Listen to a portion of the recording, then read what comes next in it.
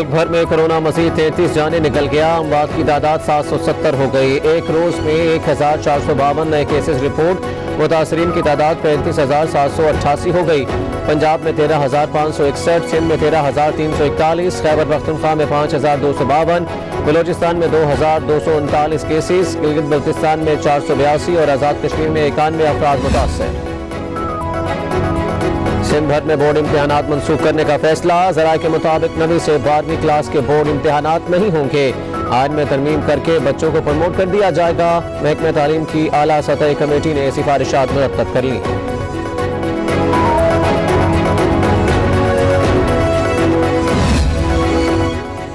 حکومت نے بیرون ملک کورونا سے جاں بحق افراد کی میتیں پاکستان لانے کی اجازت دے دی۔ اسپین میں وفات پانے والے 3 افراد کی میتیں لاہور پہنچا دی گئیں۔ قومی ایئر لائن ہم وطنوں کی میتوں کی منتقلی کی خدمات مفت سر انجام دینے لگی۔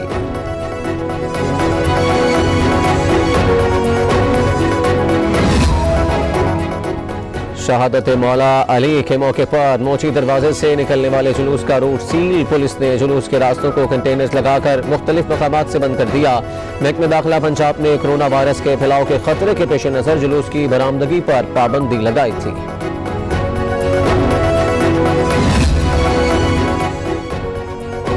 ملک کے بازاروں میں کھڑکی توڑ رش، مارکیٹوں میں گہما گہمی، عید کی شاپنگ عروج پر، شہری خریداری کرتے ہوئے کورونا کو بھول گئے، احتیاطی تدابیر کی دھجیاں بکھیر دی، حکومت بھی حالات دیکھ کر چکرا گئی۔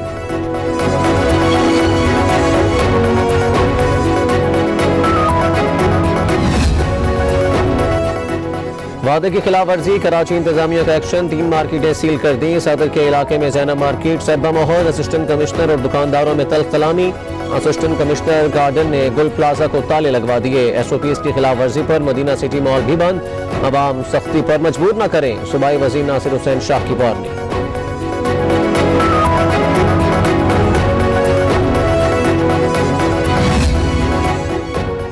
سابق صدر آصف علی زرداری گھر پر ہیں، ڈاکٹرز نے کورونا کے باعث آرام کا مشورہ دیا ہے، علاج جاری ہے۔ پیپلز پارٹی کے مرکزی رہنما فاروق اشنائک کا بیان، کہا آصف زرداری ذیابیطس، عارضہ قلب سمیت دیگر بیماریوں میں مبتلا ہیں، ان کی طبیعت بہتر نہیں ہے۔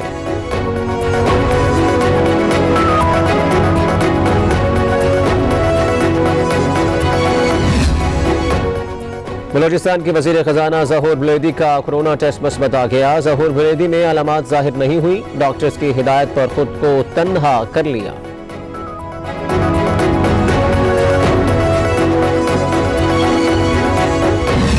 کہا کوئی لاک ڈاؤن نہیں کرو، نہیں ہونے دوں گا کیونکہ غریب کو تکلیف ہوگی، نہیں لاک ڈاؤن کرنے۔ پھر بتایا کہ اشرفیہ نے لاک ڈاؤن کر دیا، تو میں پوچھوں گا یہ اشرفیہ کون ہے جسے لاک ڈاؤن کر دیا؟ جس دن پرائم منسٹر صاحب نے کہا میں لاک ڈاؤن نہیں کروں گا، اسی دن پرائم منسٹر صاحب کے گھر کے گیٹ کے باہر کرفیو لگا ہوا۔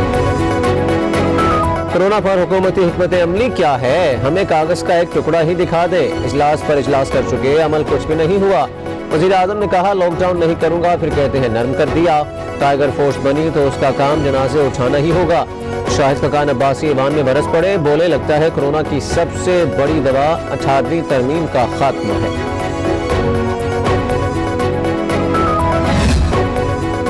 کیا غریب آدمی کی فکر کرنا غلط بات ہے؟ تنقید کرنے والوں کو دہاڑی دار سے کیا غرض؟ حکومت نے کورونا کے خلاف ہر حکمت عملی اپنائی، شفقت محمود کا شاہد خاقان کو جواب، کہا 18ویں ترمیم کا واویلا کرنے والے خود اس پر عمل نہیں کرتے، بجلی اور گیس کے بلوں میں چھیڑ چھاڑ کرتے ہیں، آئین کے مطابق ترمیم کی گنجائش موجود ہے۔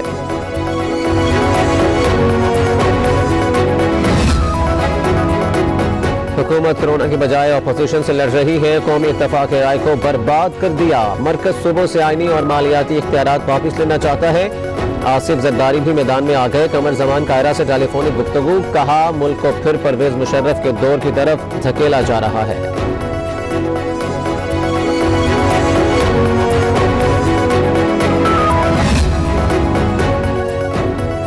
18ویں آئینی ترمیم پر کسی ایک جماعت کی اجارہ داری نہیں ہو سکتی، زرداری صاحب، قومی اتفاق رائے سے کوئی انکاری نہیں، آئینی ترامیم پر بحث و مباحثات جمہوری عمل کا حصہ ہے، وفاقی وزیر اطلاعات شبلی فراز کا جواب۔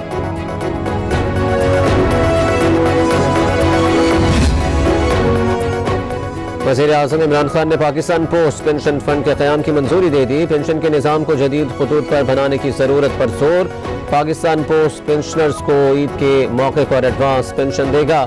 وزیر اعظم کا صوبوں سے اتفاق رائے کے بعد ٹرانسپورٹ اور ٹرین کھولنے کا انتیا.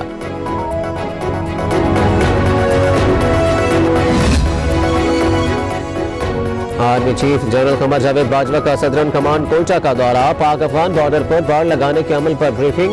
آپریشنل تیاریوں کا بتایا گیا. سپہ سالار جوانوں کے کام سے خوش.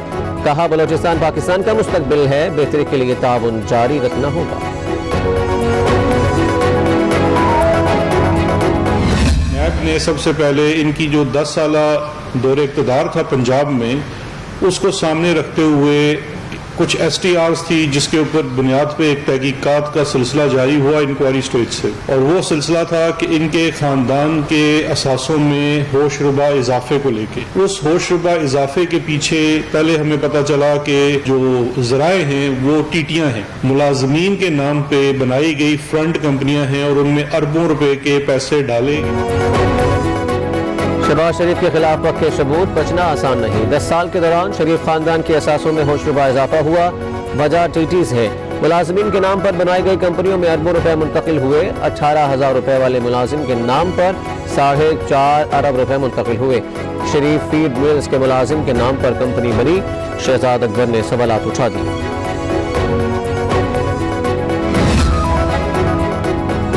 حکومتی پروپیگنڈا عمران خان کی نااہلی کو نہیں چھپا سکتا. افسوس کہ نیب نیازی گٹھ جوڑ ہمیشہ عدالتوں سے راہ فرار اختیار کرتا ہے. عمران خان نے پیناما کیس میں چپ رہنے کے لیے 10 ارب رشوت کی آفر کا الزام لگایا. پھر ملتان میٹرو پروجیکٹ میں کرپشن کا الزام دھر دیا. عدالت میں ایک ثبوت پیش نہ کر سکے شہباز شریف کا جواب.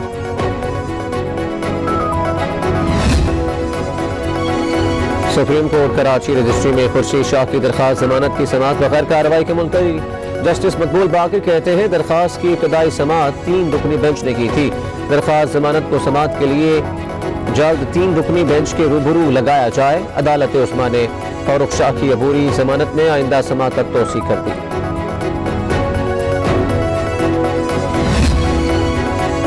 وزیر اعلیٰ پنجاب عثمان مزار کی چینی اسکینڈل میں تحقیقاتی کمیشن کے سامنے پیشی. سبسڈی اسکینڈل میں بیان ریکارڈ کروا دیا. ای سی سی کی میٹنگ میں چینی ایکسپورٹ کرنے کی منظوری دی گئی. شوگر ملز کے کریشنگ سیزن شروع نہ کرنے پر کاشتکاروں نے احتجاج شروع کر دیا. شوگر ملز کو چینی کی سبسڈی بہاولپور کے اجلاس میں دی. تحریری بیان.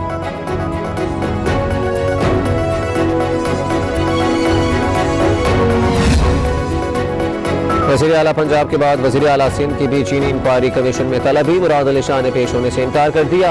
ٹی او ایچ کے تحت کمیشن وزیر اعلیٰ کو طلب نہیں کر سکتا. ایڈوکیٹ جنرل سندھ کا ڈی جی ایف آئی اے کے نام خط.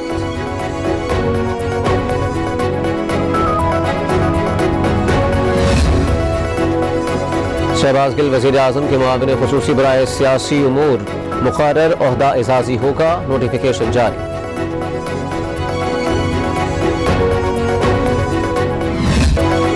کورونا کا زور برقرار. دنیا بھر میں 2,98,000 سے زائد ابدی نیند سو گئے. 44,29,000 سے زائد متاثرین رپورٹ. امریکہ میں ہلاکتیں 85,157 ہو گئی.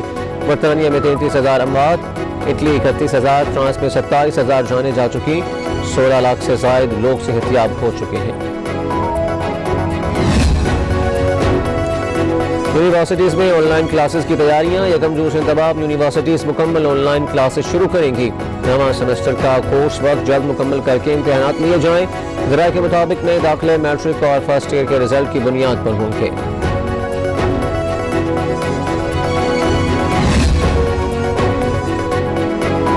اور لاہور سمیت پنجاب کے بیشتر شہروں میں گرج چمک کے ساتھ موسلادھار بارش. ٹھنڈی ہواؤں نے گرمی کی شدت کم کر دی. موسم خوشگوار مگر گندم کی فصل متاثر ہونے کا خدشہ.